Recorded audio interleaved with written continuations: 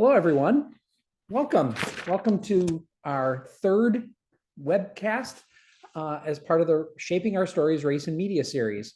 Really glad that you're with us today as we explore these concepts of if media can be a force for good. With a little bit of background, in 2015, Causewave began a community conversation about race and media focused on local news in Rochester, New York.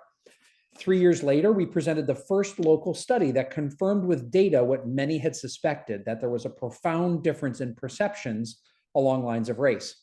And the experiences of journalists who are people of color varied a great deal from their white colleagues as well. Then 2020 happened, and with it, with the latest racial reckoning came even greater skepticism of the way local news presented issues of race. Now, this webinar series so far has talked about the importance of representation in the newsroom, shared best practices for recruiting and retaining BIPOC journalists. We also heard about how to authentically engage the community, including those groups that haven't traditionally felt seen by local news. These are big challenges for local news and for those who care about and believe in the power of quality local journalism. Today, we wrap up our series with a couple of examples that we think will provide some new thinking on how local news can indeed be a force for good in our communities. I am so excited to get started, and I hope you are too. We're going to have two separate keynotes today, which we'll introduce in just a moment.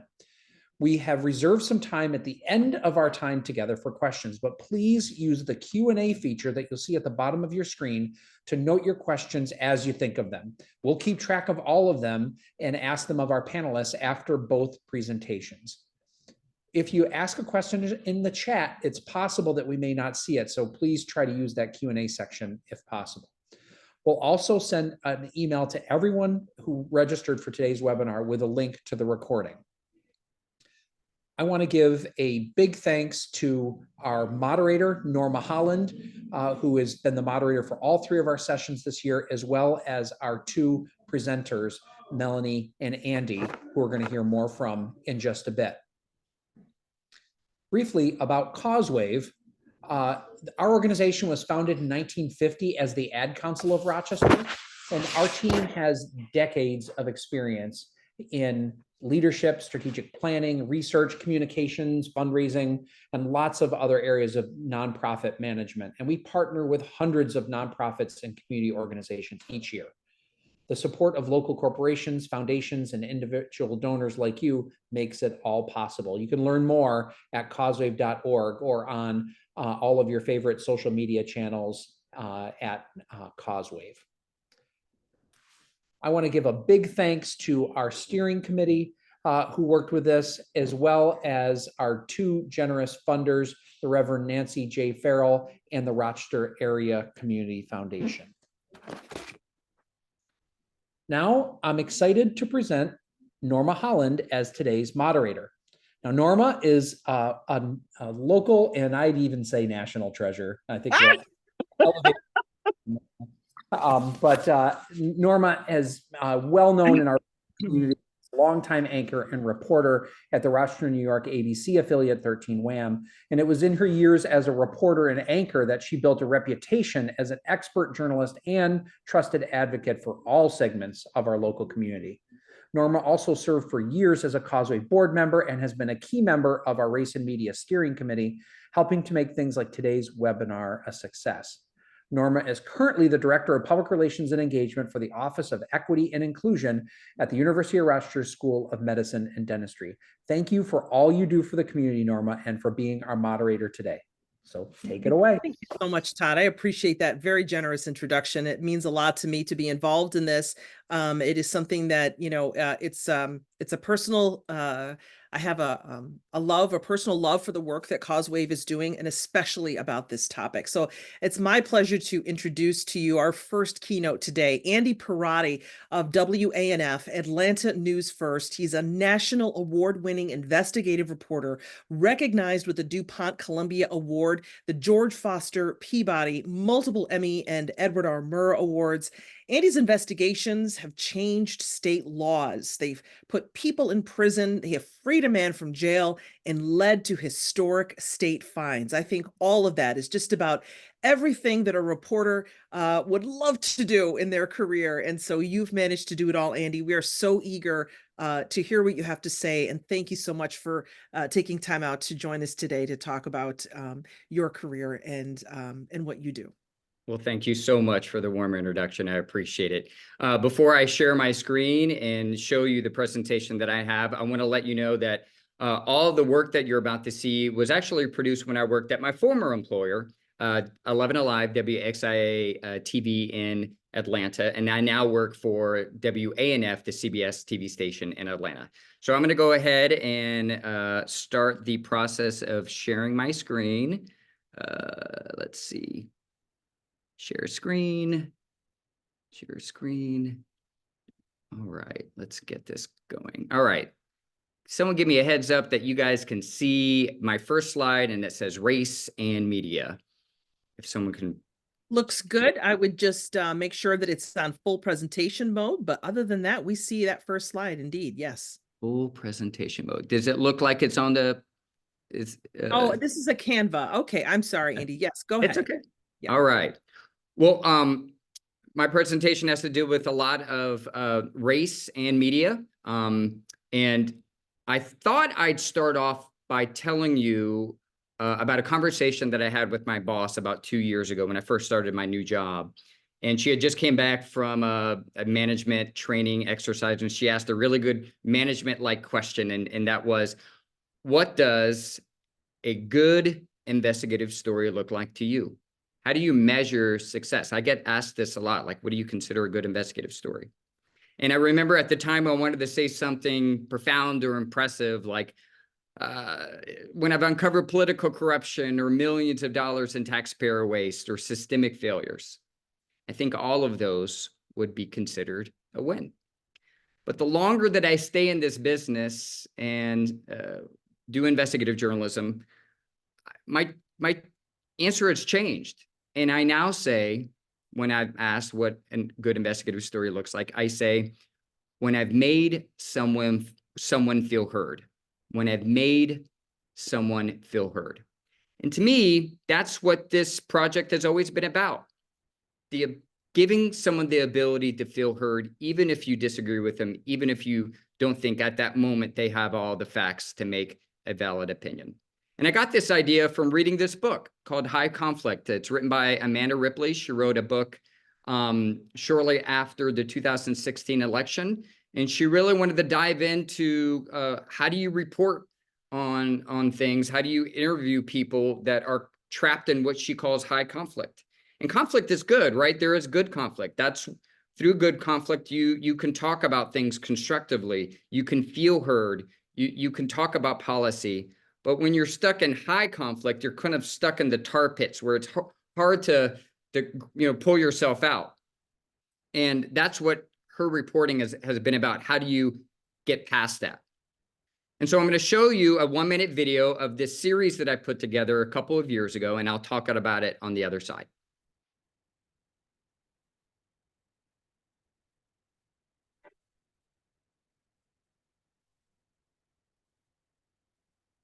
Hey, how's it going? Oh, good. How are you doing? Guess what? I'm not the one asking the questions. You are. You get to meet the experts. The number one question is, How would you define critical race theory to just like a layman? would it make white people feel guilty and black people to feel? This is very informative. So maybe come over there and hug you. I just was not familiar with that part of history. It's okay to disagree. It's not okay is that refuse to communicate civilly with each other. I wish everyone could just be a part of this. After everything you've learned, have you had to change your part? My decision would be, I'm grateful for the opportunity to really see the bigger picture. All right. So the show that I produced at my former employer is this. Drawing Conclusions is an episodic storytelling immersive experience that tackles complicated subjects, often wrapped with emotion and misunderstanding, and follows skeptical viewers who take the wheel of the reporting process. And one of the skeptics in this picture is a mom, and she was the first person that we profiled, and she was skeptical about getting the COVID-19 vaccine.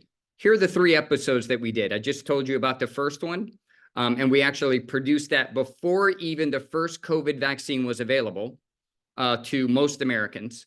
The second episode, which is why I'm part of this conversation today, is about critical race theory. We took parents that were vehemently opposed to the idea that CRT could be in our schools, or even what CRT was. And one of the parents was protesting at a school board, which I'm sure many of you have seen over the years happening in TV or in print. And then the last one that I did was I took an election denier who did not believe Georgia's election. He did not believe Biden won the election in Georgia. And in each one of these episodes, I had the skeptic interview the experts, some of them world-renowned experts in their fields. And the election denier, I had him interview Secretary Brad Raffensperger. That's the guy that notoriously recorded the phone conversation with President Trump, trying to, in his words, change the outcome of the election. And all of them, at the end of every episode, had certain beliefs and almost completely changed by the end of the process. That was not the goal, but that's what happened in each one of these cases. So let me tell you a little bit how I did this, and we can talk a little bit more about the process. 1, cover a topic, pick a topic wrapped in high conflict, high emotion, and flip on the TV at any time, and you're going to find some of these happening today. The war between Israel and Hamas. You can literally go down a long list. Find the experts in those fields. Find the skeptic, which actually is one of the easier things to do throughout this process. And then simply building trust and through listening and transparency in the way that you report. And at the end, report where they land, no matter where they land. The hard part for me was convincing the experts to actually take part in this project. You're looking at to the far left, upper far left corner. Those are the 2 parents that protested at the school board. They were actually there to protest a potential DEI administrator for a school district in North Georgia, and they were using CRT as the reason of why they thought she was so bad, because she'd be bringing CRT to the school district. The other folks that you see in the pictures are the experts that I had, and it was very difficult to convince them to participate because they had received independently, before I even reached out to them, hate messages, threats. And so sometimes when you deal with topics that are caught in so much high emotion, high conflict, it's sometimes difficult to compel experts to take part in a project like this. One of the things that I do that I did in each episode that was a little, sometimes almost uncomfortable, is that you really strive to make them stay human, not the villain, no matter what ideology that they have, no matter what Looney Tunes things that they may be experiencing or believed based on incomplete information. And the reason why I do that is because I want someone that's just like them to have the capacity to be in their shoes watching this, going, oh, they're just like me. And I'm not presenting them in a way that makes them look crazy.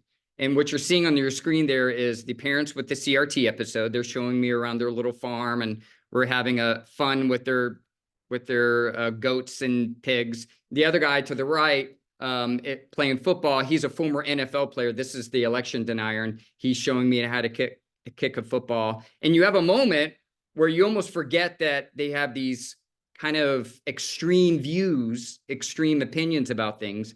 But my argument is you got to make them human in order to compel the folks to stay with you throughout the entire process. So why does this all matter? Well, we all know, especially those of us that are journalists, that we have trust issues in what we do now. especially after 2016. And you can look at the statistics there, and they are not good. And the reason why that, I believe, is because we have this exhausted majority where we used to only be able to see those extreme views on television or on Facebook, but they're now at our dinner table. And we're trapped in our own conflict, and we're not even able to have genuine conversations that could move us forward, because conflict is good, high conflict is not. And the reason why they're in the exhausted majority is because of the high conflict that I just mentioned. So how do you get them to listen? How do you get them to absorb new information and do it in a way where it's not through this bias, this lens? And to me, it's how I started this. It's making someone feel understood, the ability to hear them out. Because at the end of the day, nothing is more important to a person undergoing crisis, high conflict, than being understood. It's more important than money. It's more important than property. It's even more important than being right. It's important to note that this wasn't like PolitiFact or Verify. So I never started this with, hey, you're going to go through this process of interviewing these experts because I'm going to prove you wrong. Well, what happens when you do that right off the bat? You immediately go, well, I'm going to start thinking of ways to pick this apart, right? At the very end of the CRT episode, and this is the mom, the parent, this is the mom that I did not think was going to change her mind. She was so very confident in her opinion of what she believed DEI and CRT was. And at the end, you can read the quote there, and it blew me away, where I almost sat back and I was like, I feel like I'm looking at magic happen right in front of me. And she said, after interviewing all the experts herself, I realized that when I sat here the first time, that I had assumptions about CRT that I had heard from others, that I had heard from social media that were not correct. It was not the big picture. And that's blew me away. I know I'm limited on time, so I'll keep going. If you're looking for new opportunities to make your content better, journalists that are joining us, please reach out to this organization. They gave me fantastic ideas to help with better transparency and reporting. I had some terrific feedback. If your boss, if you decide to do something like this in the future, says, oh, I don't know, this really isn't hitting on all these things that we want to hit on, I can tell you that out of all the projects that I did when I worked at WXA at the time, I received so much positive feedback, and you can look at some of those right there. And as I mentioned, there is an unlimited amount of topics that you can cover with this. And this is a list that I came up with a couple of years ago. So you can add a multitude of different subjects when covering this type of stuff. And this is how you connect with me. If you have any questions, or if you want to try to tackle something like this in your community, your TV station, your digital or print paper, I'm happy to talk you through this. I think it's something that you will walk away with going, wow, this is why I became a journalist. And I'm so grateful that I had the opportunity to do this. And I am looking forward to your questions at the end. Thank you so much, Andy. That was incredible. I loved what you had to say. And of course, a good reporter always takes notes. I love what you said about making people feel understood, making people feel heard. I'm struck by the fact that you said you really were striving to see the humanity in the people that you were interviewing, so that they weren't the villain, right? That they were just regular people, right? I appreciate that. I also love that you said we need to strive to engage civilly. And in the work that I do, that is critical. If we don't engage civilly and see the humanity in one another, we'll never be able to come to the table and speak to one another. So what you did is magic before your eyes. I also love that you said that, because that's brilliant. So congratulations on this project and on the work that you're doing. It's making a difference, obviously. So yes, please put all your questions in chat, because I want to get to our next presenter, and so excited to introduce you to our next speaker today. Melanie Plenda is the Executive Director of the Granite State News Collaborative. Her role with the collaborative includes coordinating coverage for the group's editorial projects, building partnerships, and handling the day-to-day operations of the organization. Melanie's freelance work has appeared in a variety of regional and national publications, including TheAtlantic.com, The Daily Beast, and The Washington Post. Melanie is based in New Hampshire, where she's lived for more than 20 years, so that qualifies her as a local, according to her, and I agree. Melanie, it's so nice to meet you, and welcome, and thank you so much for sharing your precious time with us today. Wonderful to be here. Thank you so much for having me. Yes, I'm Melanie Plenda, and I am the Executive Director of the Granite State News Collaborative. And a few years ago, we launched our Race and Equity Initiative, which I'm here to talk to you about. Next slide, please. So what is the collaborative? I'll just give you the 10-cent tour. We are a collective of more than 20 local news, community and educational organizations that have agreed to come together to essentially get more news to more people who need it. And that sometimes means that we work on collective initiatives together, which is how our Race and Equity Initiative came about. Next slide, please. We started our Race and Equity Initiative as a collaborative in 2020, but I'll note our approach is not only applicable to collaboratives. Any outlet can use basic principles and ideas to help elevate the voices and stories of people who can go underrepresented in news from our communities. And just in listening to Andy again, I'm reminded of why we started this initiative. And I was talking to a young woman, and she's Latina, and I was just talking to her about, oh, you know, what local news outlets do you read? And she said, oh, I don't. And I said, oh, well, you know, why is that? And without missing a beat, she said, there's nothing there for me. And it broke my heart, honestly, because it meant we weren't doing our jobs representing the people who are in our community. We weren't giving them what they needed. And at our core, that's what we're supposed to do. So we started this initiative. And, you know, obviously this was 2020 when we launched it. And so George Floyd brought issues of race to the forefront of our news judgment in a way that it hadn't before for us. It should have been something we were paying attention to, but it wasn't.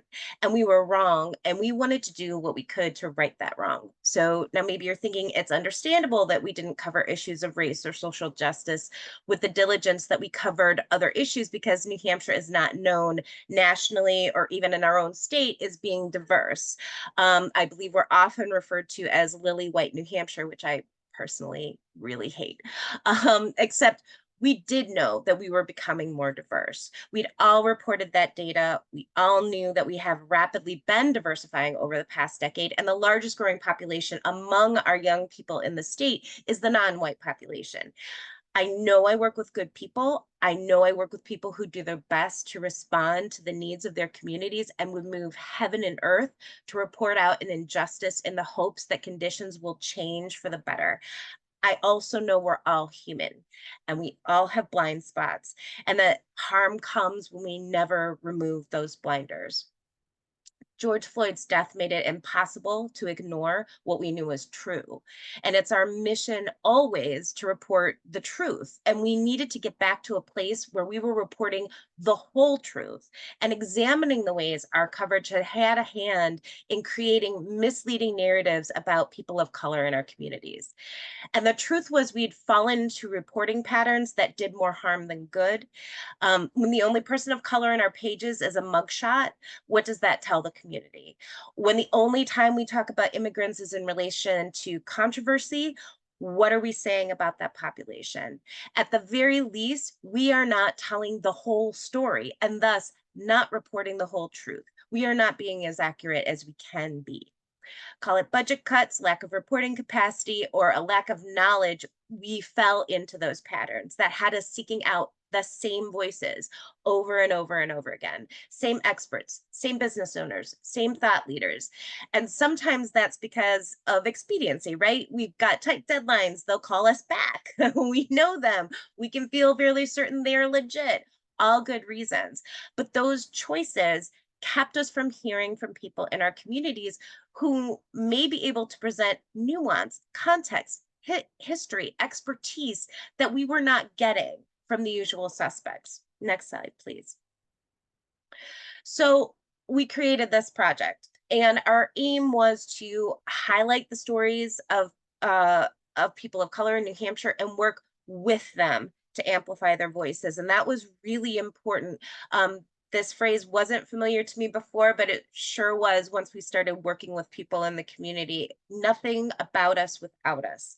And that has really been our guiding principle. If we're going to talk about a community, we need to bring them into the process. So anyway, we wanted to highlight the stories, investigate policies and systems that had disproportionate negative impacts on communities of color in our state, analyze the available data that can show us where these disparities exist, rigorously report the impact of those disparities on our community, and report potential solutions to systemic issues, which was also very important to us. Next slide, please. So these were our areas of focus. And if you look, it pretty much touches every part of life. So we did that intentionally. We really wanted this to be about all these topics that we normally cover, that we normally have in our reporting, but adding in the questions that we were missing and adding in the voices of community members that we were missing so that we could really fully report these issues and take fresh looks at them. Next slide, please. So that was the project that we ended up with, but that's not where we started. We did about 8 months worth of prep before we launched the initiative publicly. And these efforts also continue to this day. I should mention it's an ongoing process. We did research to find out where the issues impacting people in our, what were the issues, and what was the makeup of our communities. We enlisted partners from the community. And I cannot stress enough how important that was. Leaders in the community, people who were already doing this work that we brought in to talk to have them work with us, experts in the field, experts in their own experience. The goal was to find out how they were experiencing New Hampshire. Where were the systemic fault lines? What were the stories we were missing? Where were we misrepresenting communities or creating misleading narratives? We honestly took a look. There was a lot of analysis, self-analysis too. We were trying to honestly take a look at how we had been reporting these stories, see where we got it right, where we got it wrong, and what we wanted to do differently in the future. And that was key. You can't get stuck in the past mistakes. There's always a way to move forward and do it better. We got training when it was available. And I will say, not all training is created equal, but when it works, it helps you to see your blind spots. And a good training helps you to see how what you did caused a harm and gives you the tools to do something different going forward. And again, we brought people into the editorial process. A quick example of how we did it right and we did it wrong. So the first time we did it, it was during COVID. And we saw that there was no COVID information available in Spanish. We don't have any Spanish language news outlets. So we thought, well, this is great. We will translate all this COVID news that we have that we're sharing into Spanish. We will put it out there on WhatsApp. We did this whole thing and we got funding to be able to do it. And then we got a group of leaders from the Latino community together and we said, here, look, we did this thing and isn't this great? And God bless them. Thank God they were honest with us because they said, yeah, that's great. But did you ask any of us what we wanted or if this would work? Or would it be helpful?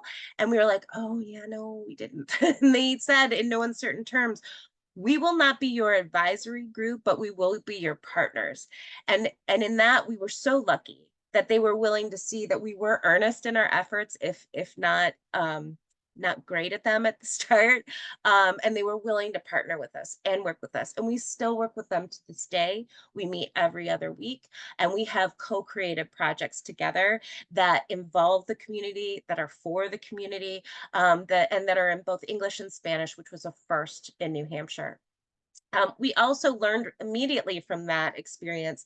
And when we started trying to develop what stories we were going to do as part of this initiative, we decided to create community edit teams. And I think a lot of times we're hesitant to bring community members into the early parts of the editorial process, but we are so glad that we did.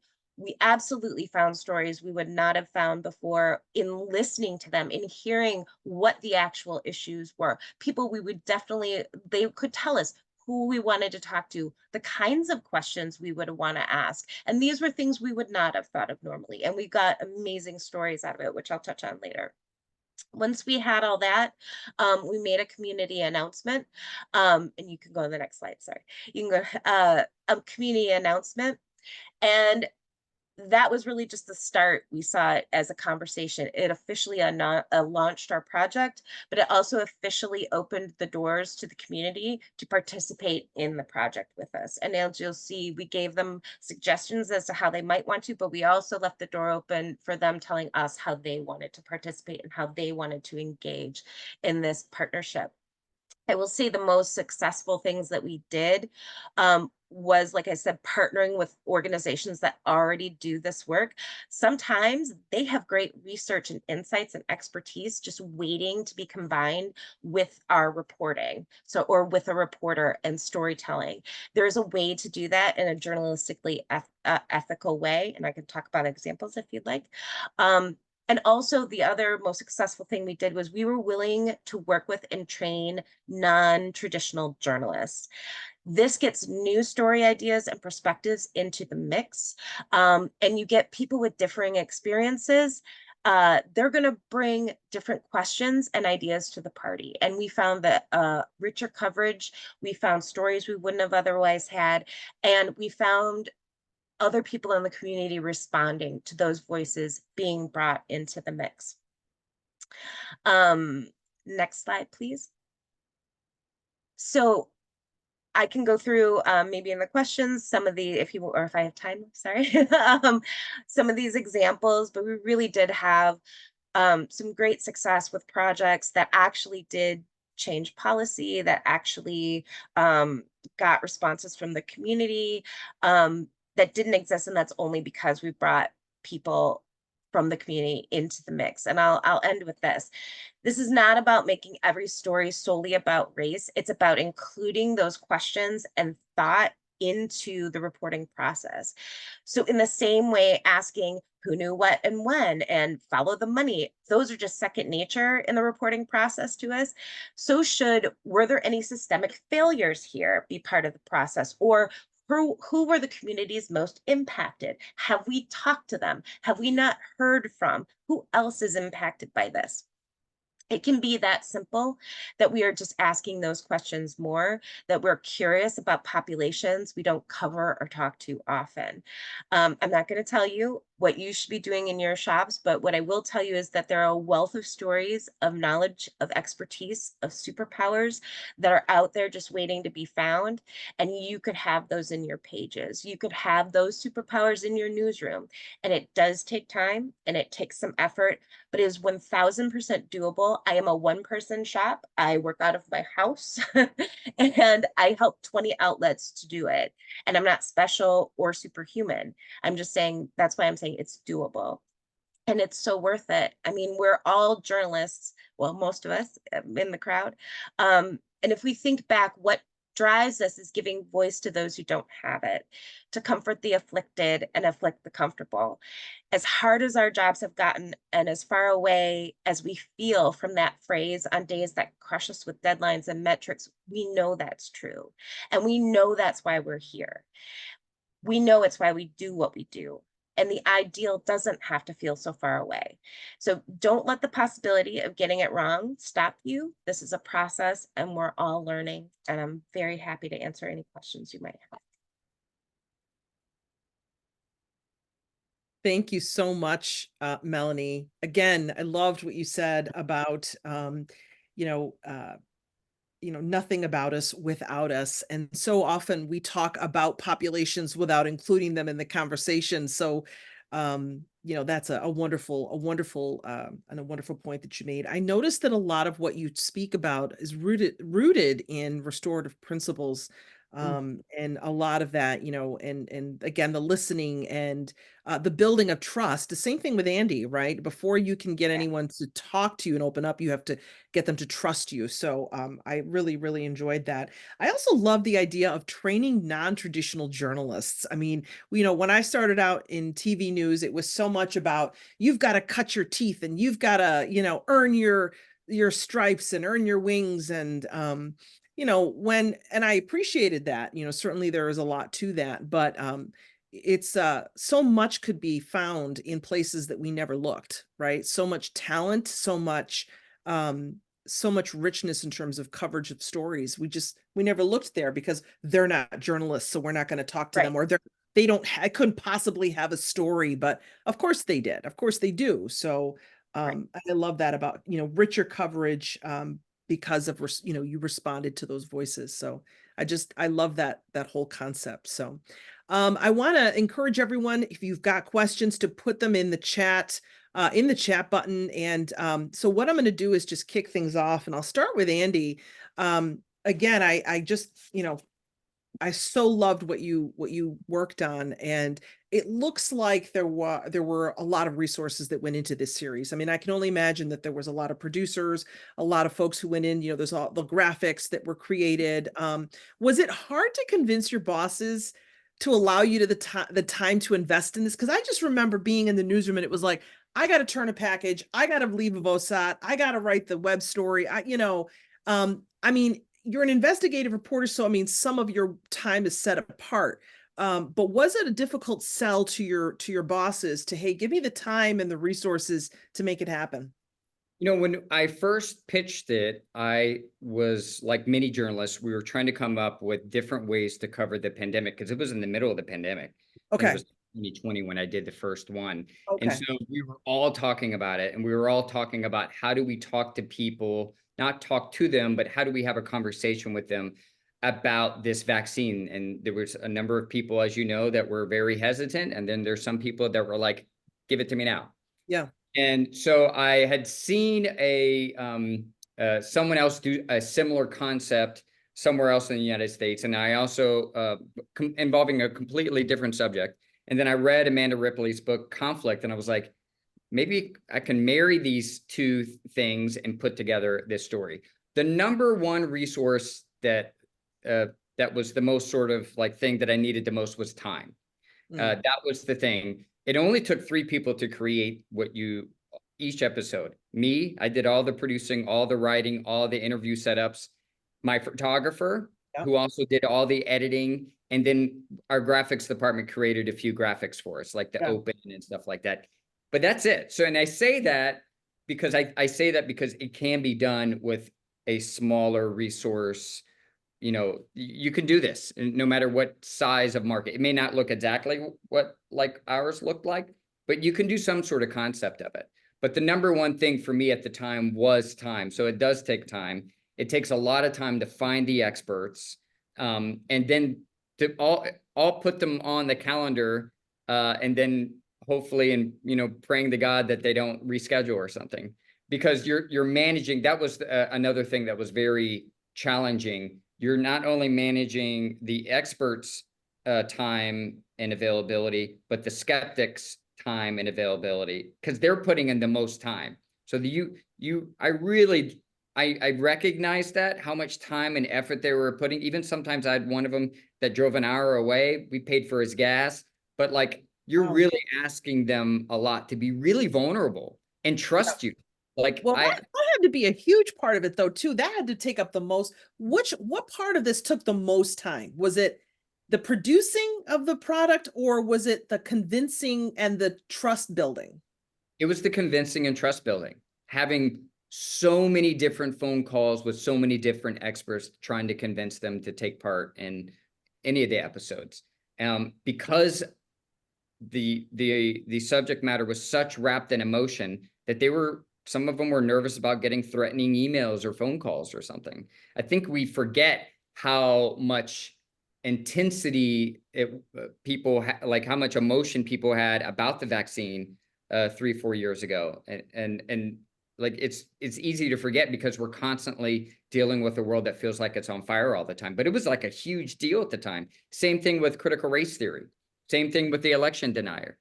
So that was like, and the one of the ways that I got them to feel more comfortable, the skeptics that is, and even the experts really, I said, you know what we're going to do? Not only put together an edited, produced piece, but in the story, we're on the web story, we're going to post the full unedited interview that you conducted with the expert.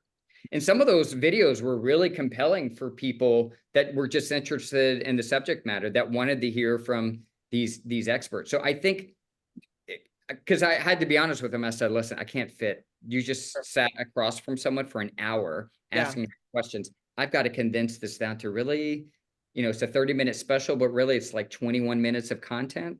So I said, there's going to be some things that you're not going to be happy with, because I'm not going to pick every single great question that you thought was great, but we're going to put it online. So I think that also helped with the transparency and the trust. Yeah. Melanie, getting to your presentation, you know, and again, it's some of what, you know, Andy went through, you went through as well, is pulling together very different communities, right?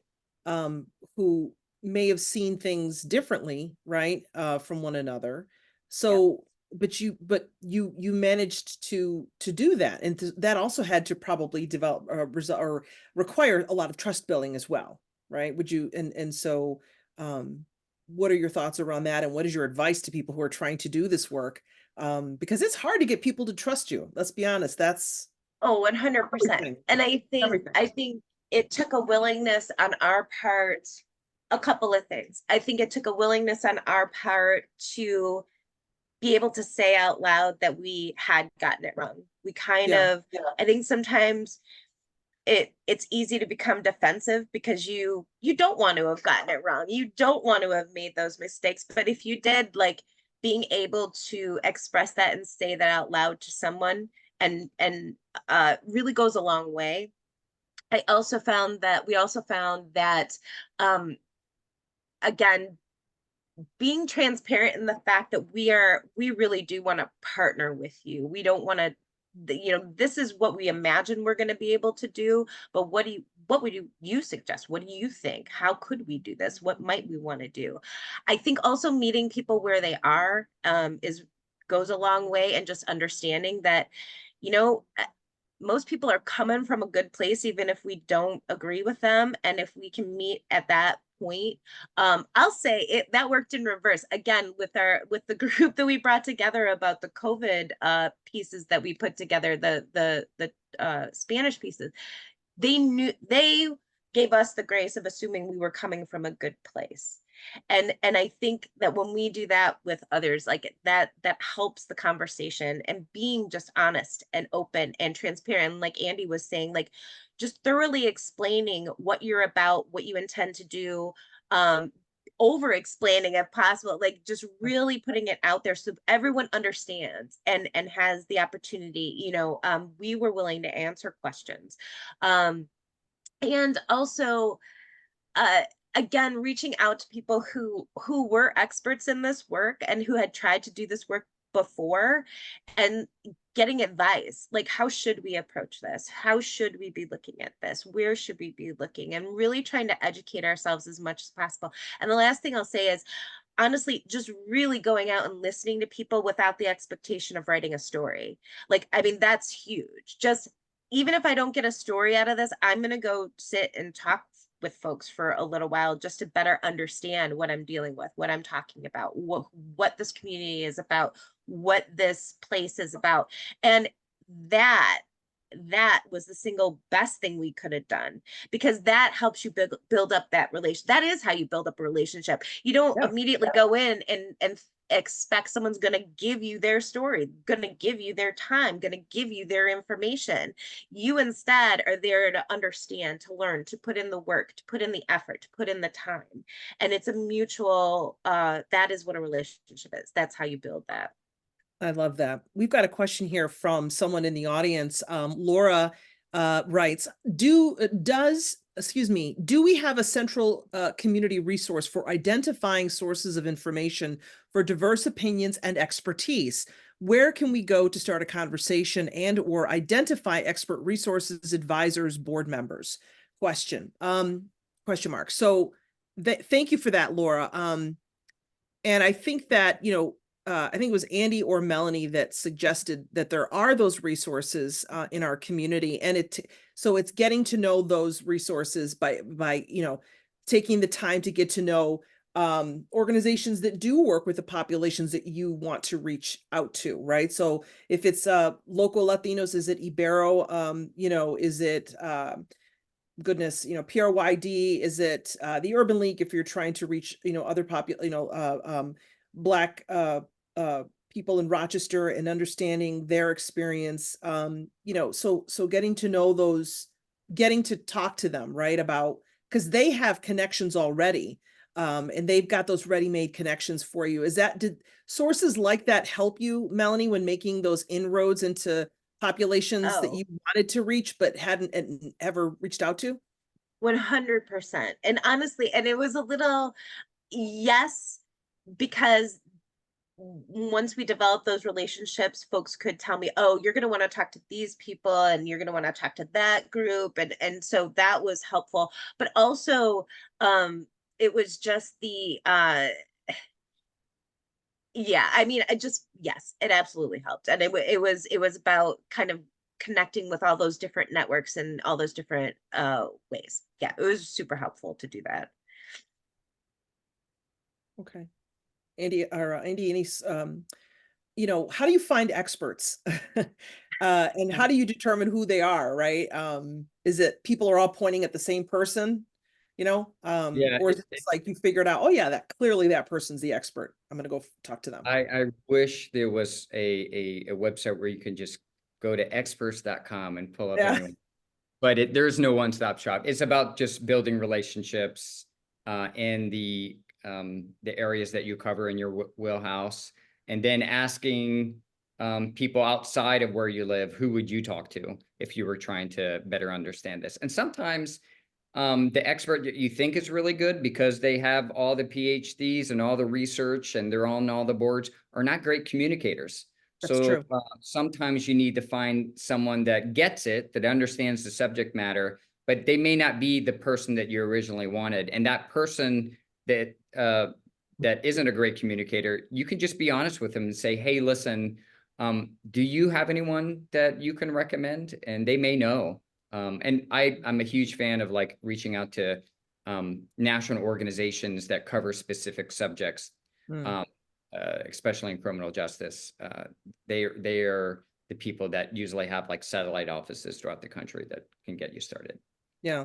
But if, yeah, sorry, go ahead, Melanie. Oh, no, I was going to say, I think it depends on what kind of expert are you trying to reach? Are you trying to reach an expert to help inform the package that you want to do or the stories that you want to do?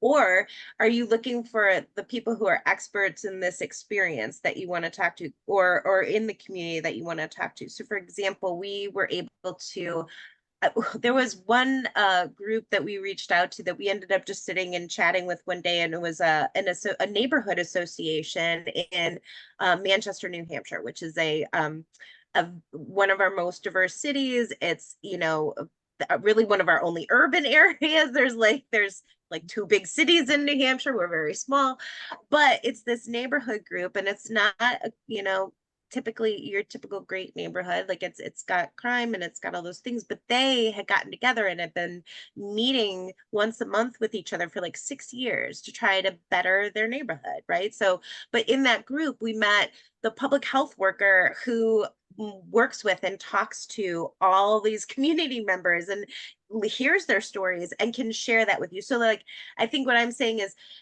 thinking about expert, kind of using a broad umbrella when you're thinking about experts, because who are you trying to reach? Who are the people that you are trying to reach? And who are the folks who work with them the most, or who might be in contact with them the most, who might be hearing their stories the most? You know what I mean? So like for us, it was those public health workers are like invaluable in terms of information and understanding and things like that. There's a couple. So Eric McKinley writes, I think Laura is looking for something like this for our community.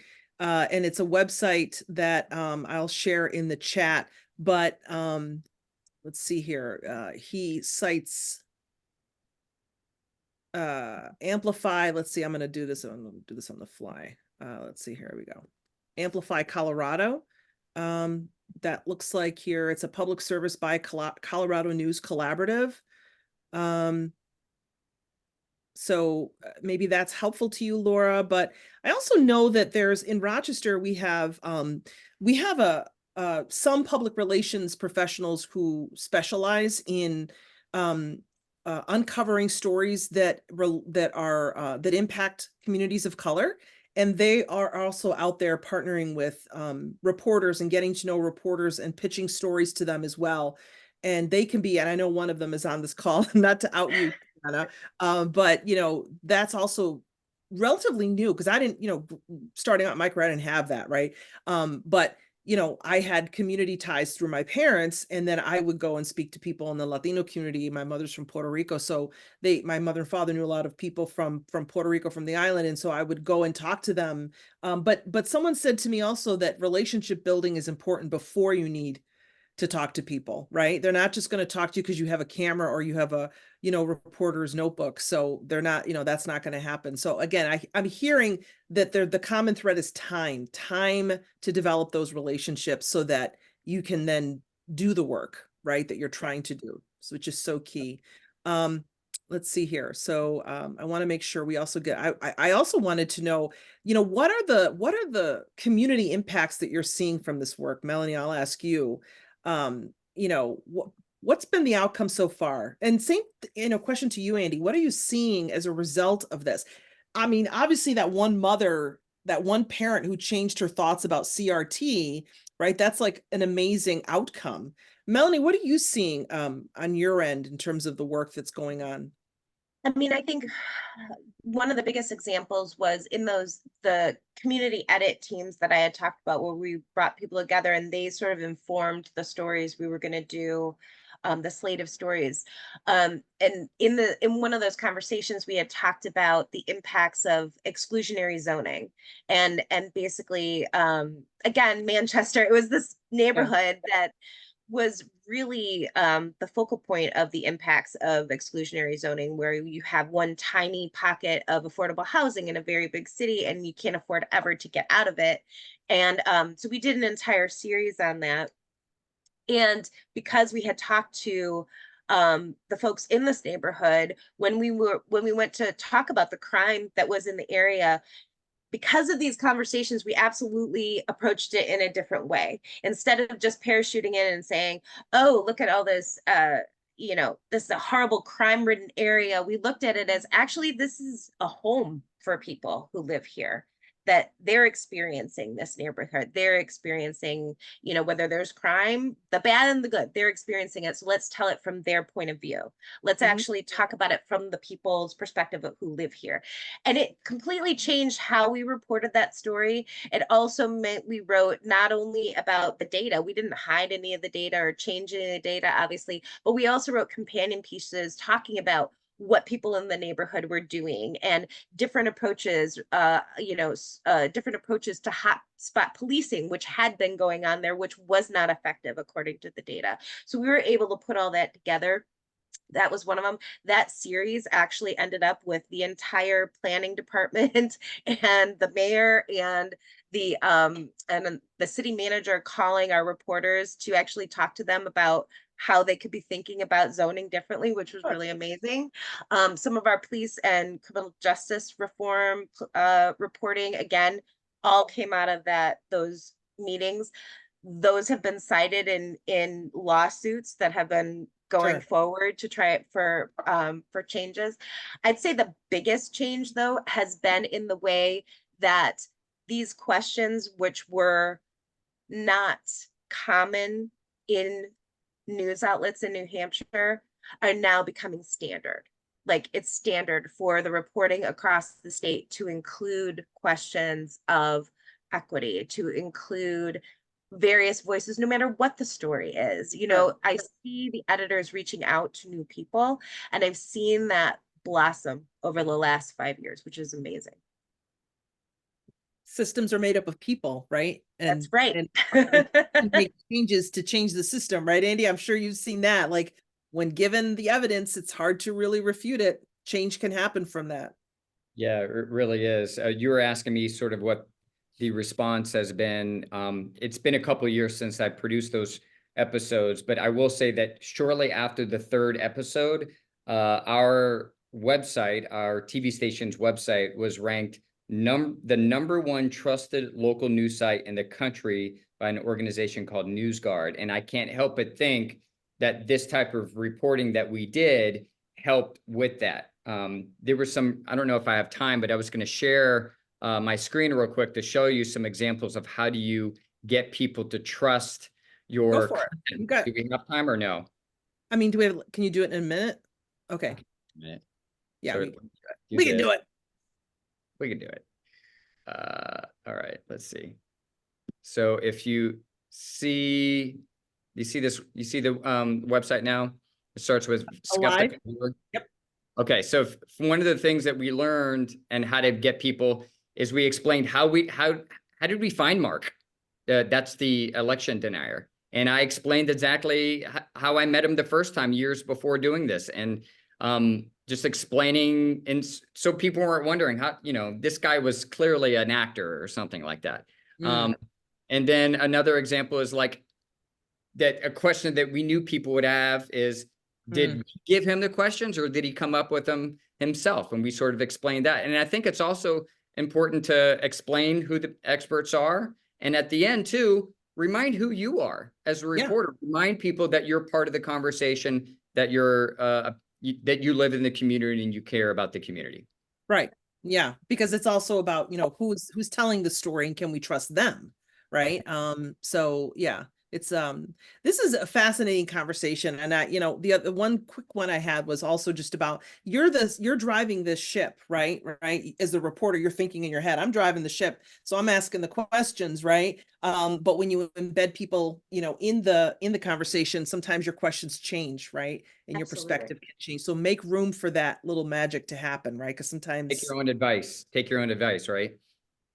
I love it. Listen Thank more you so than you much. talk. That's the key.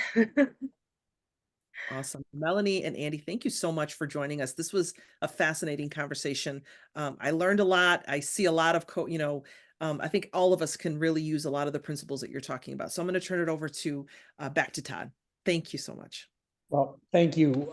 This has been such a great session, and I just had a couple of notes that I took as we were going through that I thought I would share as a wrap up here. One of the key takeaways that I think Andy, you hit on was this idea that people want to be understood. At the base of everything, people want to be understood. And I think that applies not just to someone who is a skeptic on an issue or even someone who's an expert on an issue, but communities want to be understood. And that ties very closely back to, Melanie, your whole presentation about communities want to see themselves and they want to hear themselves. And as Annette, one of our attendees, messaged us, people want to see themselves and hear themselves in their own voices. Talking about the stories of their community. So I think that's a really important lesson there. Andy, I think maybe you said in our planning meeting, this idea of humanizing the people that you're interviewing it's a lot harder to hate someone up close, right, than it is from a distance. When we reduce people to stereotypes and to caricatures, it feeds into the discord that we have in our communities today. And when we humanize people and try to understand people better, I think it leads to more harmony and less division. I think, Melanie, one of the key takeaways I had from your presentation was that this kind of deep community involvement and engagement isn't a box to be checked because we have this guilt about something that happened before, but really it's a way to do better journalism, right? And so I think that was a big takeaway for me.